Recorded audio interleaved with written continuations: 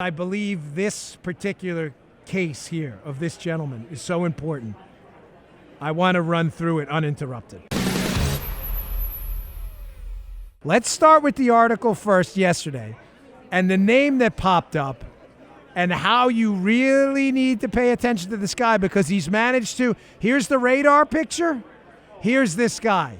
He has stayed off the radar for a long time. Hat tip 279er, by the way, and it's a big mistake. He's a bigger player in this than you all think. All right, let's get to the Washington Examiner piece first. In the show notes today at Bongino.com, please read it. It's a piece by the great Jerry Dunleavy, who we love. Go to Bongino.com. Hey, Cam, good to see you, buddy. How's everything? Check this out. Sorry, live show again for us, folks. Trump-Russia dossier was valid. Christopher Steele defends controversial 2016 report. Keep in mind, this story was from 2 days ago. Steele is shockingly still defending this hot garbage.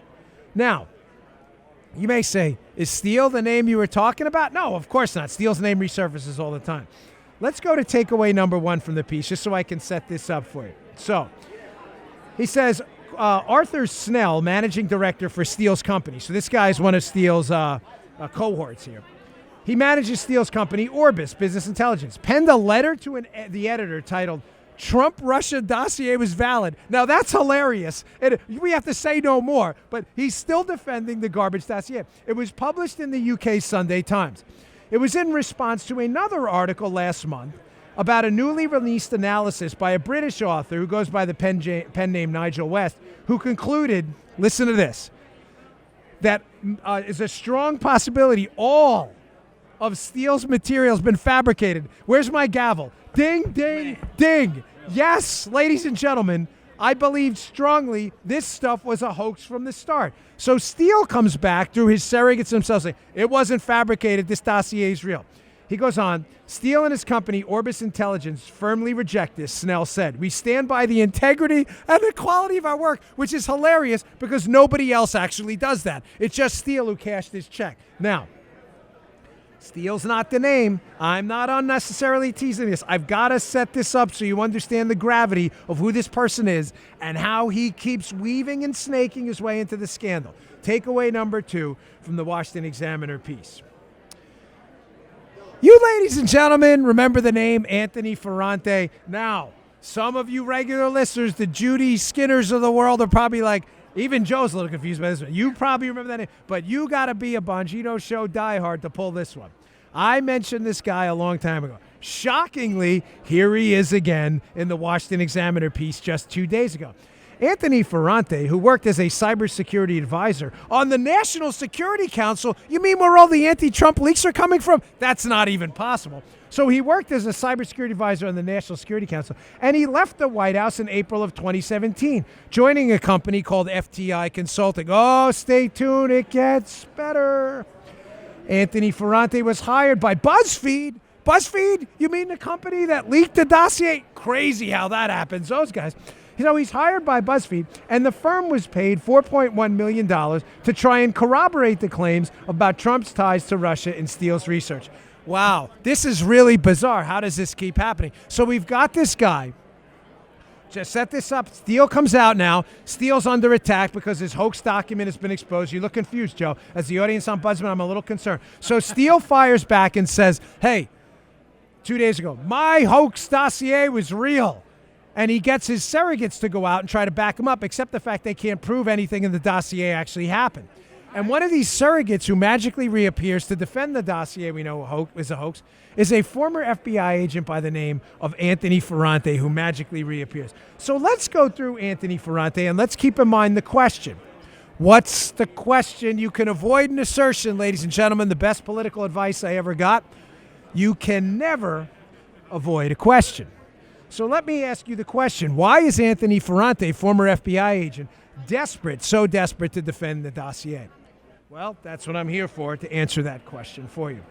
That's going to require a little background. There was a presidential policy directive in the Obama administration that was issued one time. It was called PPD, for Presidential Policy Directive. It was PPD 41.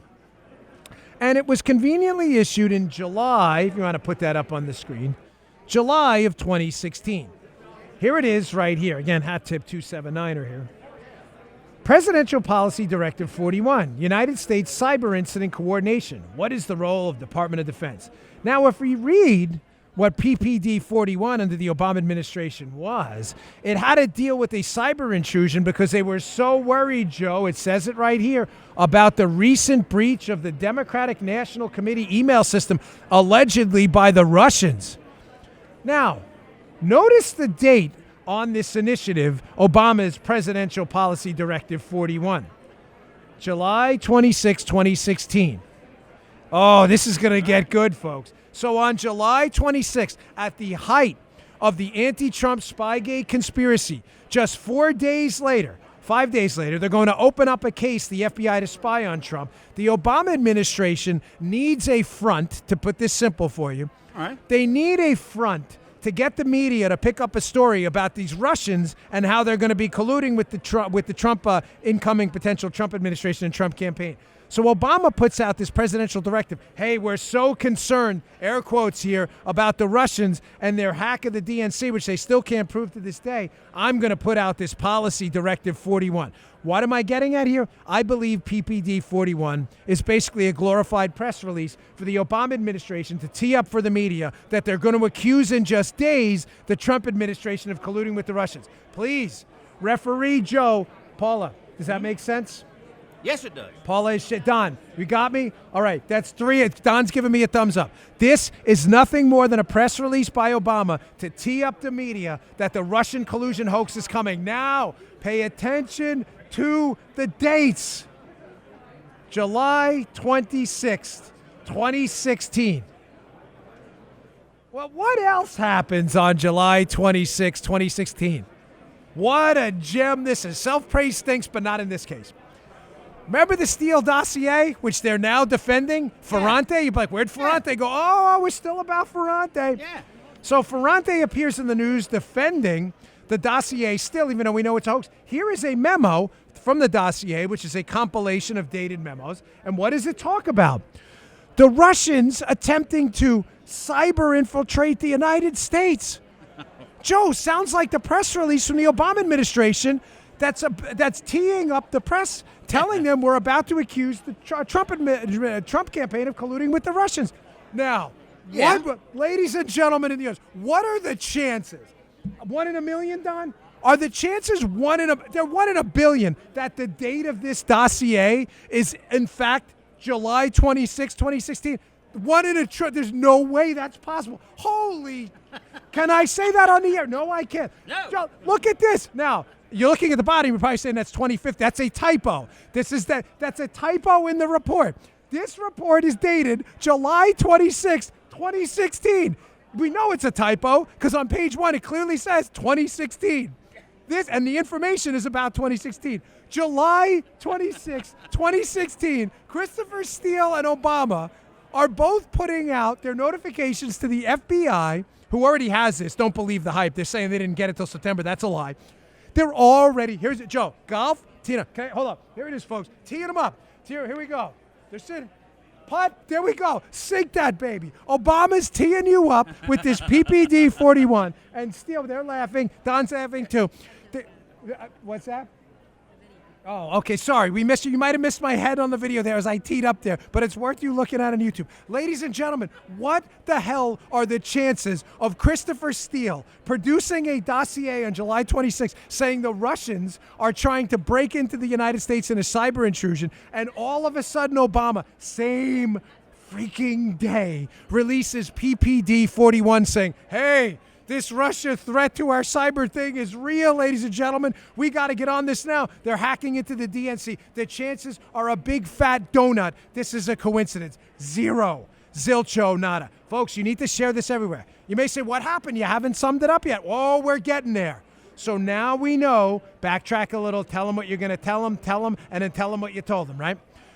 We know this former FBI agent just reappeared, Ferrante, in the Washington Examiner defending the dossier we know is a hoax. Yeah. We know that this presidential policy directive comes out on July 26th, indicating that the Russians are coming.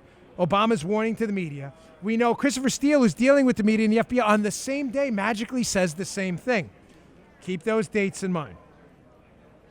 Let's get back to our friend Anthony Ferrante. This is, again, our moment from infomercials. Wait, there's more. 2 for 1, 3 for 1 in this case. Here is the resume of our buddy, former FBI agent, Anthony Ferrante, who now works for FTI Consulting, conveniently hired by BuzzFeed, millions of dollars a company, to go defend the dossier we know is a hoax, and appeared on the same day Obama put out his press release about this Russian cyber attack. It can't be that Ferrante has something to do with PPD-41, right? Come on, folks, what are the chances of that? You talk about zero. This is like, we're into quintillions now, zeroing. There's no possible way. So let's read his own resume from FTI Consulting. I know you're listening, Anthony. Somebody will send this to you, but we're on to this. Don't you worry. So someone's going to send this to him. Prior to joining FTI Consulting, Mr. Ferrante served as Director for Cyber Incident Response at the National Security Council. Wow, that's nuts. At the Obama White House. That's crazy. Where he coordinated U.S. response to all this other stuff. Oh, I'm not done. That's the easy part. Building on his extensive cybersecurity and incident response experience, Ferrante led the development and implementation of No Way Presidential Policy Directive 41. Holy crikeys. What are the chances of that? That's not even possible. So Ferrante, whose company apparently is getting paid millions, according to reports, to go out and defend the dossier to this day, we still know is garbage, clearly was involved in PPD-41, the Obama press release, basically teeing up the media for the dossier collusion hoax, which launched on the same day as Presidential Policy Directive 41 that Ferrante was in charge of implementing. What the hell are the chances of that? This is crazy talk. How do these connect? Listen, this next book I'm putting out, it's not even available for pre-order on Amazon yet, but I'm begging you. I always say, well, Joe, how many times have I told you, no more books? This one, Ad nauseum, seriously, well over 100? Paula, what do you think? Maybe 1,000? Yeah, I had to write. This one is going to totally nuke your bagels because I'm writing it this way. I'm exposing these people chapter by chapter. It's not going to be a narrative, this book. It's going to be a series of discrete chapters about all of these players. Here's more on Ferrante. More on Ferrante, who, again, magically just appeared again. PPD-41, the dossier about Russia appears on the same day. Here's a foreign policy magazine, in case you think I'm making this up. Here's a headline. Former senior FBI official is leading BuzzFeed's effort to verify Trump dossier. Of course, talking about our good friend, Anthony Ferrante. Now, you may say, Dan, you summed that up nicely. Oh, I'm not done yet. No, we're running limited commercials today for a reason. Because I believe this particular case here of this gentleman is so important. I want to run through it uninterrupted. And you're very patient with me with ads on the show, and I deeply appreciate that. Now we're going to return the favor today. Folks, what else was Mr. Anthony Ferrante accused of? So he was clearly aware of this presidential directive that came out the same day as Steele's dossier about this Russia stuff. What else was Ferrante accused of? Well, let's go back to an older Washington Examiner piece. Yes, Joe, this gets good here by our good friend Dan Chaitlin, who does great work. This will be in the show notes, this article as well. And ladies and gentlemen, although the article is from 2019, it is absolutely worth your time. Headline: Watchdog files FOIA lawsuit against FBI over Jim Comey's spies in the White House. Wait.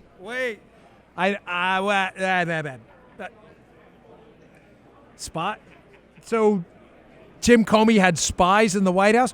What are the chances that this article could possibly be about Anthony Ferrante? Well, let's read the article and see, Daddy-O. So, from the Washington Examiner piece, the report said longtime FBI official Anthony Ferrante worked as a cybersecurity advisor on the National Security Council and was sharing information about Trump and his aides back to FBI headquarters.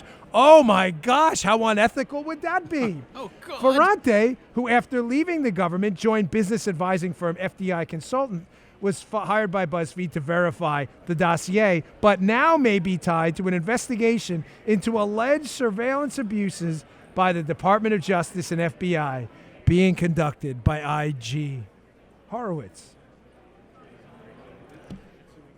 Folks, I got like goosebumps here because do you understand that we're like every week we're dismantling the biggest scandal of the century and how all of these people know each other and they all have something to hide? So Ferrante's been accused by media outlets and others with FOIA requests of being a spy in the Trump White House for Jim Comey's FBI. He's involved in the implementation of a presidential policy directive, which seems like it was based on a dossier, not legitimate intelligence, that came out the exact same day. By the way, Ferrante, who it's alleged in this piece again, was signed back into the White House after he left the National Security Council by his replacement, Jordan Ray Kelly, as well. And none of this concerns the media. Of course it doesn't. Because once you tell the true story about how these people clearly colluded in a conspiracy to take down Donald Trump, it's only the biggest political scandal of our time, folks. This is the most devastating political scandal you will ever hear about. Ever. Please, again, with humility and respect, I ask you share this show or share this segment. You just heard The Dan Bongino Show. You can also get Dan's podcasts on iTunes or SoundCloud. And follow Dan on Twitter 24/7 @DBongino.